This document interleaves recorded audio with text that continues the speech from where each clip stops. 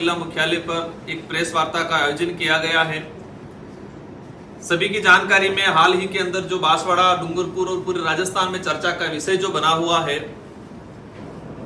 भारत आदिवासी party के जो विधायक बागीदोरा से जीत के गए थे, इनको लेके जो एसीबी का जो कार्रवाई हुई है उसको लेके जिस तरह से एसीबी से ज्यादा महत्वपूर्ण या भूमिका निभाने का काम या फिर कहें कि वो एज ए सरकारी संस्था के रूप में भाजपा के जो पदाधिकारी बांसवाड़ा जिले के जो कर रहे हैं, उसको लेके आज प्रेस वार्ता रखी गई है। आप सबकी जानकारी में होना जरूरी है कि आजादी के बाद से आज तक इस आदिवासी बाहुल्य क्षेत्र के अंदर आदिवासी समुदाय साथ ही अन्य पिछड़ा समुदाय के हक अधिकारों को लेके, जल जंगल जमीन की लड़ाई को लेके भारत आदिवासी पार्टी बहुत तेजी से इस आदिवासी बाहुल्य क्षेत्र के अंदर ग्रोथ हुआ है। और भारत आदिवासी पार्टी आने के बाद काफी परिवर्तन हुआ है, लोगों में जागरूकता आई है और इस प्रभाव को खत्म करने के लिए षड्यंत्रकारी लोगों के द्वारा ये बागीदोरा विधायक को षड्यंत्र पूर्वक फंसाने का प्रयास किया गया है। आज वर्तमान राजस्थान के अंदर भाजपा की सरकार है और भाजपा की सरकार है, और आपने देखा होगा भजनलाल जी की सरकार बनने के बाद राजस्थान के अंदर लोकसभा चुनाव हुआ, इसके बाद उपचुनाव हुआ और लोकसभा चुनाव के साथ ही बागीदोरा विधानसभा उपचुनाव हुआ था। और बागीदोरा विधानसभा उपचुनाव इसलिए हुआ था, आप सबकी जानकारी में होगा, महेंद्रजीत मालवीय जो कांग्रेस से विधायक थे, पूर्व मंत्री रहे हुए हैं, और वो भाजपा में गए। और वो भाजपा में क्यों गए, क्या कारण रहे, सारी जनता को पता है, ये बताने का जरूरत नहीं है कि वो क्या कारण रहा। तो वो सीट खाली होने के बाद लोकसभा चुनाव के साथ ही बागीदोरा की जनता ने जय कृष्ण पटेल को 51,000 वोटों से एक भारी बहुमत से जिताया था।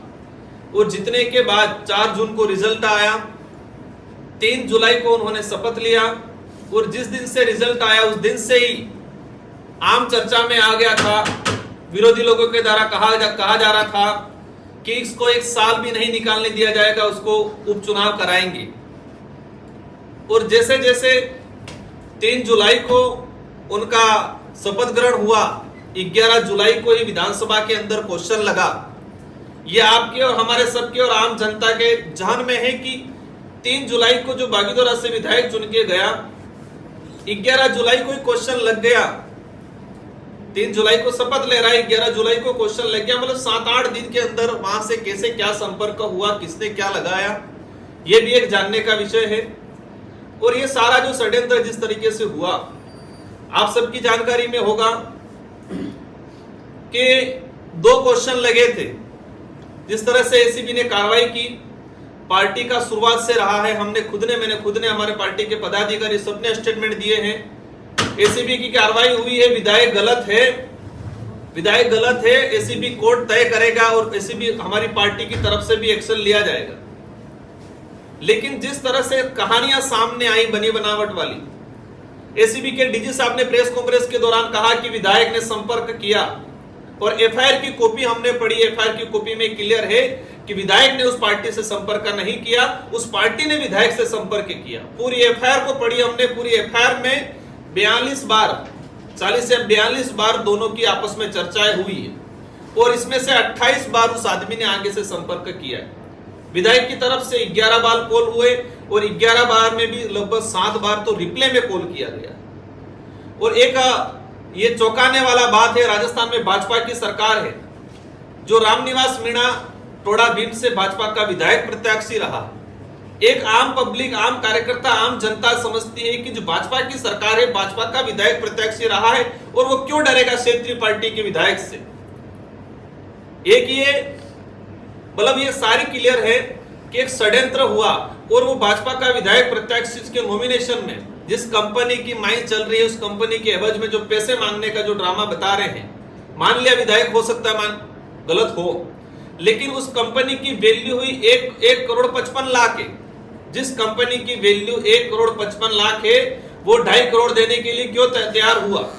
और जो पैसे देने आया है रामनिवास मीणा का बच्चा रविंद्र मीणा, उसने 2011 में एलएलबी की है, सुप्रीम कोर्ट में प्रैक्टिस किया है। एक सुप्रीम कोर्ट का जो वकील रहा है वहां प्रैक्टिस कर रखी है वो भी बसपा से विधायक प्रत्याशी रहा है। इस लेवल का जानकार आदमी विधायक प्रत्याशी, उसके पिताजी भाजपा के नेता रहे हैं। इस तरह का आदमी एक विधायक से डर के क्यों पैसे देगा? क्यों विधानसभा के अंदर क्वेश्चन लगा, विधायक रहा हूं, विधायक की जो प्रणाली होती है कि किसी भी विधायक पे कार्रवाई होती है और विशेषकर विधानसभा परिसर में कार्रवाई होती है या किसी भी विधायक को फोन ट्रेस पे लगाया जाता है तो सरकार के गृह मंत्री को और विधानसभा अध्यक्ष को सूचित किया जाता है कार्रवाई करने से पहले और फोन ट्रेस करने से पहले। तो गृह मंत्री भजनलाल जी है, आज राजस्थान के मुख्यमंत्री है, विधानसभा अध्यक्ष जी हमारे वासुदेव जी है, उनका कार्रवाई के दौरान स्टेटमेंट आता है कि मेरी जानकारी में नहीं था, कार्रवाई होने के बाद जानकारी में आया। ये राजस्थान की जनता को गुमराह कर रहे एक आदिवासी विधायक को फंसाने का षड्यंत्र किया गया है, क्योंकि विधानसभा अध्यक्ष को बिना जानकारी के एसीबी या कोई भी कार्रवाई नहीं कर सकता है। सेंट्रल की जो एजेंसियां वो भी अगर रूलिंग में विधायक है उस पर सीधी कार्रवाई नहीं कर सकते विधायक सभा अध्यक्ष को सूचित किए बिना, लेकिन अध्यक्ष जी ने कहा कि मेरी जानकारी में नहीं था। इन सारी कहानियों से सामने आता है कि ये प्री प्लान एक एजेंडा था। एक बागीदोरा सीट से जो चुन के गया था, बागीदोरा की जनता ने 51,000 की लीड देके जो जिताया था, और आप सबकी जानकारी में होगा ये षड्यंत्र आज से ही नहीं।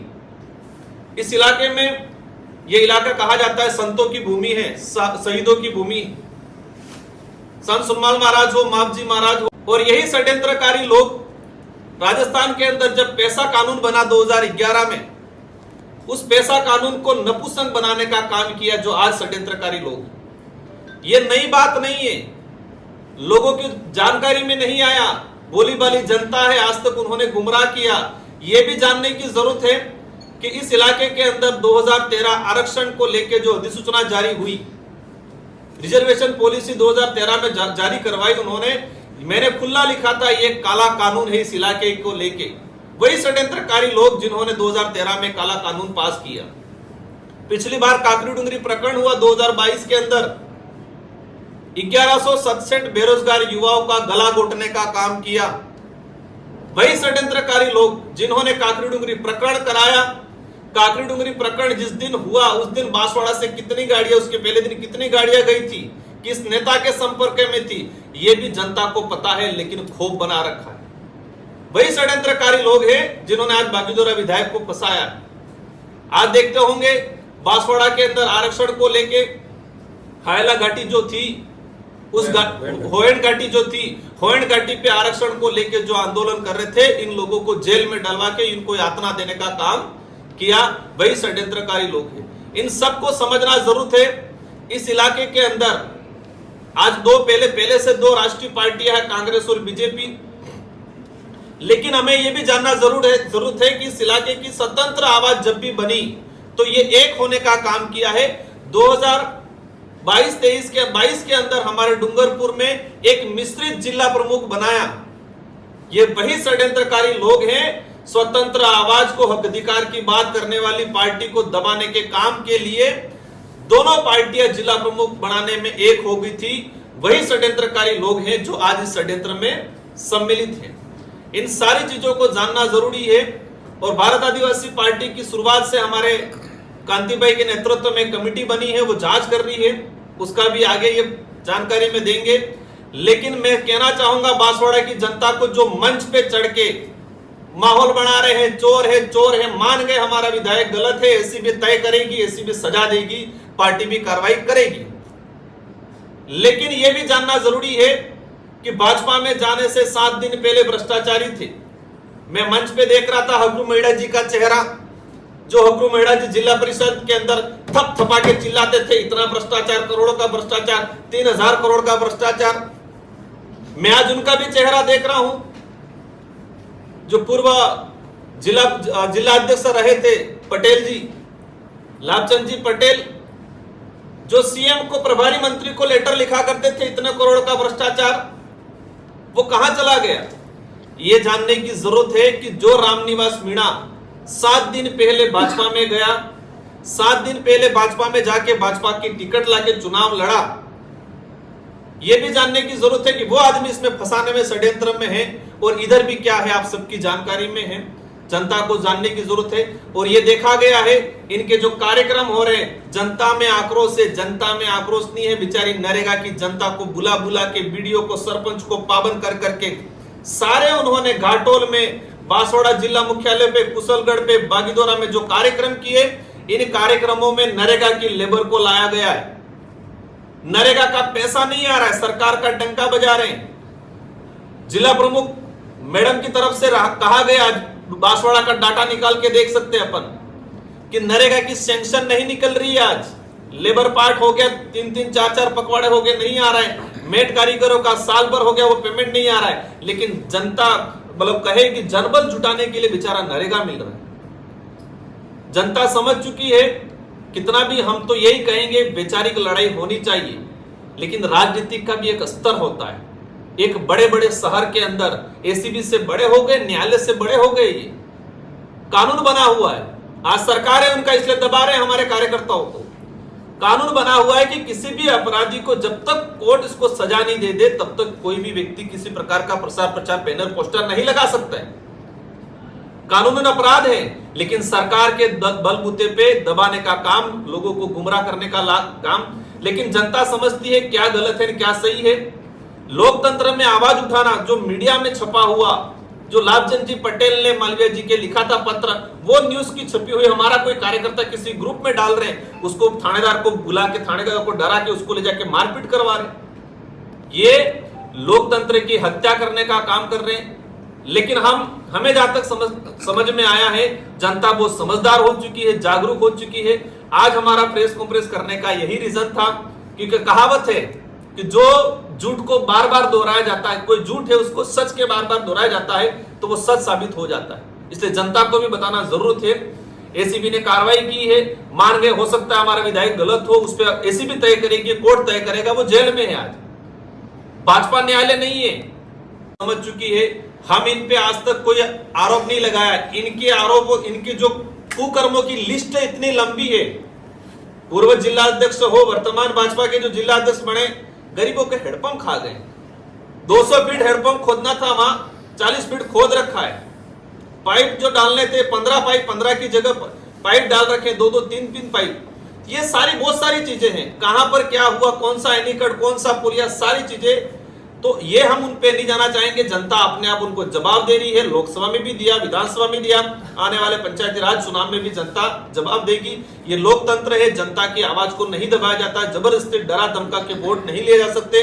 प्रोपोगेंडा करके आप न्यायालय, आप जज नहीं बन सकते हो। इन्हीं शब्दों के साथ हमारे अन्य साथी कांति भाई, हमारे बबीता जी और हमारे जिला अध्यक्ष जी बाकी कुछ चीजें बताएंगे।